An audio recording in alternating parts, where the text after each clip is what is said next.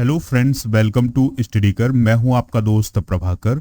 आज हम डिस्कस करने वाले हैं आपके साथ 2 अगस्त 2022 से related most important current affairs के क्वेश्चन। आपको इस लेक्चर को लास्ट तक देखना है। लास्ट में आपसे कुछ क्वेश्चन पूछे जाएंगे तो उनके आंसर आप कमेंट बॉक्स में जरूर दीजिएगा।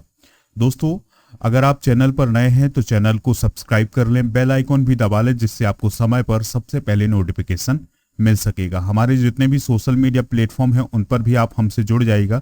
सभी का लिंक नीचे डिस्क्रिप्शन बॉक्स में दिया गया है।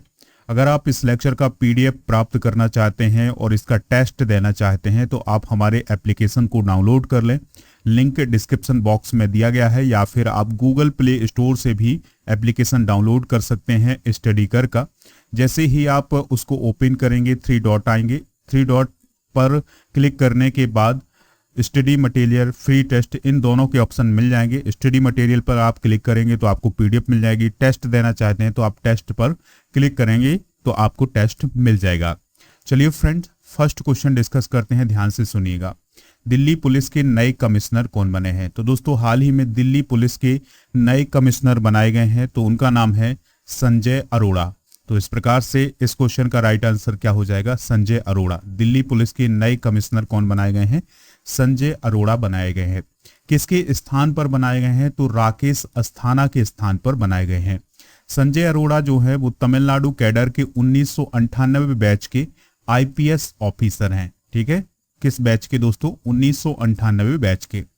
वर्तमान में जो संजय अरोड़ा है वो आईटीबीपी के डीजी के रूप में काम कर रहे थे, लेकिन 1 अगस्त को उन्होंने दिल्ली के पुलिस कमिश्नर का पदभार ग्रहण कर लिया है।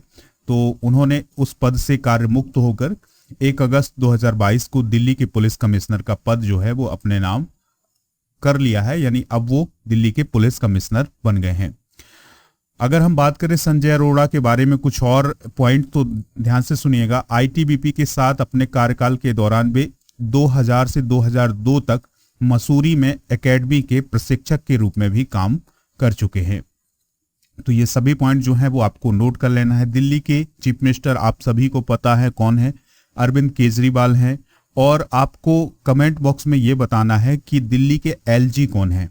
ठीक है, अभी हाल ही में उनकी नियुक्ति की गई है। पिछले कई लेक्चरों में आपको बता चुके हैं कि दिल्ली के एलजी कौन है, तो आप उनका नाम जो है वो कमेंट बॉक्स में जरूर बताइएगा। अगला प्रश्न है, अंशिता सुले ने कॉमनवेल्थ गेम्स 2022 में कौन सा मेडल जीता है? आप सभी को पता है कि बर्मिंघम में कॉमनवेल्थ गेम्स चल रहे हैं 2022 के, तो उसमें बहुत सारे मेडल भी आ रहे हैं। इंडिया की तरफ से बहुत सारे मेडल लिए जा रहे हैं, तो उसी में एक नाम है अंशिता सुली का।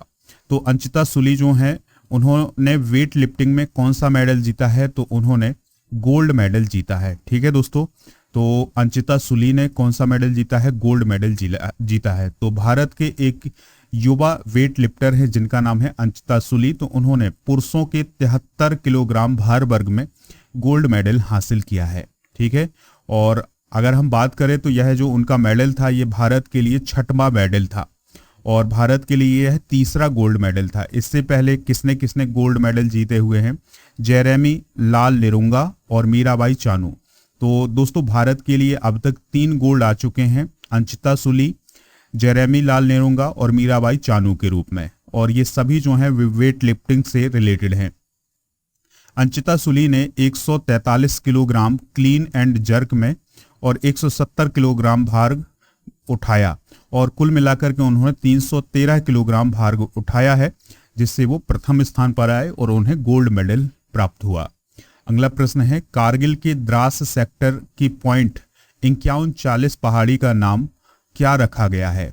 तो दोस्तों, कारगिल जो क्षेत्र है वहां पर जो द्रास सेक्टर है वहां पर एक पहाड़ी का नाम है पॉइंट 5140, तो उसका नाम बदला गया है। तो क्या कर दिया गया है उसका नाम? उसका नाम कर दिया गया है गन हिल। क्या कर दिया गया है दोस्तों? गन हिल।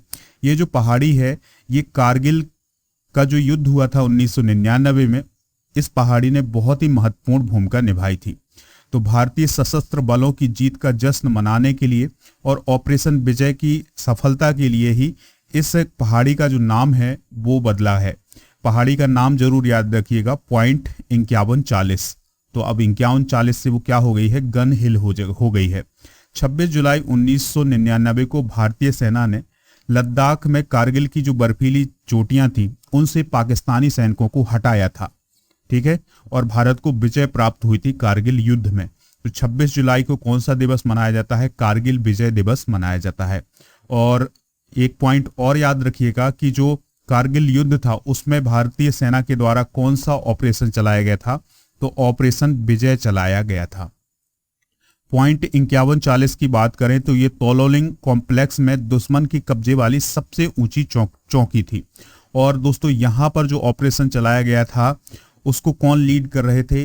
आप सभी लोग उनका नाम जानते होंगे, विक्रम बत्रा। ठीक है, कैप्टन विक्रम बत्रा जो थे वो इसको लीड कर रहे थे। अगला प्रश्न है, मुख्यमंत्री मेहतारी न्याय रथ किस राज्य के मुख्यमंत्री के द्वारा शुरू किया गया है? तो मुख्यमंत्री मेहतारी न्याय रथ जो है वो छत्तीसगढ़ के जो मुख्यमंत्री हैं भूपेश बघेल उनके द्वारा शुरू किया गया है। अब हम ये जानते हैं कि ये रथ किस प्रकार का है और क्या काम करने वाला है। तो सबसे पहले इस रथ का नाम सुनिएगा, मुख्यमंत्री मेहतारी न्याय रथ। इसमें शब्द छुपा हुआ है न्याय, यानी न्याय की बात कहीं ना कहीं तो होने वाली है। तो यह लघु फिल्मों के माध्यम से लोगों को महिलाओं के अधिकारों के बारे में जानकारी प्रदान करेगा। तो जो छत्तीसगढ़ की सरकार है और जो वहां का राज्य महिला आयोग है, तो ये दोनों मिलकर के इस न्याय रथ को रवाना कर रहे हैं, यानी जगह जगह पहुंचा रहे हैं। ठीक है दोस्तों, तो इसमें इस रथ में 2 वकील होंगे जो महिलाओं की शिकायतों को सुनेंगे और जानकारी देंगे और उन्हें सलाह भी देंगे। तो इस प्रकार का जो रथ है वो कहाँ निकाला जा रहा है? छत्तीसगढ़ में निकाला जा रहा है। छत्तीसगढ़ के चीफ मिनिस्टर आप सभी को पता है कौन है? भूपेश बघेल हैं। और जो अनसुईया उइके हैं वो गवर्नर है कहाँ की? छत्तीसगढ़ की। अगला प्रश्न है, ब्लूमबर्ग बिलियनियर्स इंडेक्स के अनुसार जुलाई 2022 के महीने में कौन एशिया की सबसे अमीर महिला बन गई हैं? देखिए दोस्तों, ये भारत के लिए एक प्राउड मोमेंट है कि जो एक भारतीय महिला है जिनका नाम है सावित्री जिंदल, वो ब्लूमबर्ग बिलियनियर्स इंडेक्स में भारत में एशिया में वो पहले स्थान पर आई हैं, यानी एशिया की सबसे अमीर महिला बनी है। और उन्होंने किसको पीछे किया है? तो उन्होंने चाइना की जो यांग हुईयान थी उनको पीछे कर दिया है। अब तक वो सबसे धनी महिला थी एशिया की, लेकिन अब जो सावित्री जिंदल हैं वो भारत की और जो एशिया की सबसे धनी महिला बन गई हैं, सबसे अमीर महिला बन गई हैं। तो सावित्री जिंदल 18 अरब डॉलर की संपत्ति के साथ चीन की यांग हेयान को पीछे छोड़ते हुए एशिया की सबसे धनी या अमीर महिला बन गई हैं। सावित्री अपने दिवंगत पति ओम प्रकाश जिंदल के द्वारा स्थापित की गई ओपी जिंदल समूह के अध्यक्ष हैं। ठीक है, जो सावित्री जिंदल हैं वो ओपी जिंदल समूह की अध्यक्ष हैं, चेयरमैन हैं। जो यह कंपनी है भारत में स्टील की तीसरी सबसे बड़ी उत्पादक कंपनी है। यह सीमेंट, ऊर्जा और बुनियादी ढांचों में भी काम करती है। सावित्री जिंदल जो कभी कॉलेज नहीं गई और उनके आकस्मिक निधन के बाद, यानी ओपी जिंदल के आकस्मिक निधन के बाद उन्होंने अपने पति का जो व्यवसाय था उसको संभाला और उन्होंने केवल 2 सालों में अपनी संपत्ति को 12 अरब डॉलर की वृद्धि कर दी, यानी उनकी जो संपत्ति थी उसमें 12 अरब डॉलर की वृद्धि हुई है। एशिया की पूर्व सबसे धनी महिला थी यांग हुईयान, तो उनकी जो संपत्ति है वो कुछ कम हो गई है, तो जिसके कारण जो सावित्री जिंदल हैं वो एशिया की सबसे अमीर महिला बन गई हैं। अगला प्रश्न है, मानव तस्करी के खिलाफ विश्व दिवस कब मनाया जाता है? यानी जो ह्यूमन ट्रैफिकिंग है इसके खिलाफ विश्व दिवस कब मनाया जाता है? तो ये मनाया जाता है 30 जुलाई को। कब मनाया जाता है दोस्तों? 30 जुलाई को मनाया जाता है। तो मानव तस्करी के खिलाफ विश्व दिवस हर साल 30 जुलाई को मनाया जाता है। कब मनाया जाता है? 30 जुलाई को मनाया जाता है। यह ड्रग्स एंड क्राइम पर संयुक्त राष्ट्र कार्यालय के द्वारा मानव तस्करी पीड़ितों के कष्टों और उनके अधिकारों की रक्षा करने के लिए और उनके प्रति जागरूकता बढ़ाने के लिए यह दिवस मनाया जाता है। यह पहली बार 2013 में मनाया गया था। साल 2022 का जो विषय है या जो थीम है वो है use and abuse of technology. तो ये सभी पॉइंट आपको नोट कर लेना है। अगला प्रश्न है, किस फॉर्मूला 1 रेसिंग ड्राइवर ने हंगेरियन F1 ग्रांड प्रिक्स अपने नाम किया है? तो दोस्तों जो मैक्स वेरस्टैपेन है उन्होंने जो हंगेरियन फॉर्मूला 1 ग्रैंड प्रिक्स है उसको अपने नाम कर लिया है। तो रेड बुल के मैक्स वेरस्टैपेन ने 31 जुलाई 2022 को हंगेरियन फॉर्मूला 1 ग्रैंड प्रिक्स को अपने नाम कर लिया है। पहले स्थान पर तो मैक्स वेरस्टेपन रहे, दूसरे स्थान पर मर्सिडीज के लुइस हैमिल्टन रहे और तीसरे स्थान पर जॉर्ज रसेल रहे हैं। वेरस्टेपन ने साल 2022 में अब तक 8 रेस जीती हैं। कौन कौन सी रेस जीती हैं? Saudi Arab Grand Prix, Emilia Romagna Grand Prix, Miami Grand Prix, Spanish Grand Prix, Azerbaijan Grand Prix, कनाडाई Grand Prix, French Grand Prix और अब हंगेरियाई ग्रैंड प्रिक्स को उन्होंने अपने नाम किया है। यह उनका 70वां पोडियम फिनिश भी था। तो ये पॉइंट भी आप नोट कर लीजिएगा कि जो मैक्स वेरस्टेपन है वो फार्मूला 1 के रेसिंग ड्राइवर हैं। रेड बुल से उनका संबंध है और अब तक वो 2022 में 8 रेस अपने नाम कर चुके हैं। लास्ट क्वेश्चन है, बर्मिंघम में चल रहे 2022 राष्ट्रमंडल खेलों में भाग लेने वाली भारत की सबसे कम उम्र की एथलीट कौन बनी है? तो उनका नाम है अनाहत सिंह। क्या नाम है दोस्तों? अनाहत सिंह। जो अनाहत सिंह है वो स्क्वैश से रिलेटेड प्लेयर हैं और वो भारत की तरफ से कॉमनवेल्थ गेम्स 2022 में भाग लेने वाली सबसे कम उम्र की एथलीट हैं। उनकी जो उम्र है वो है 14 साल। कितनी है दोस्तों? 14 साल। वह दिल्ली की रहने वाली हैं और अभी कक्षा 9 में पढ़ाई कर रही हैं।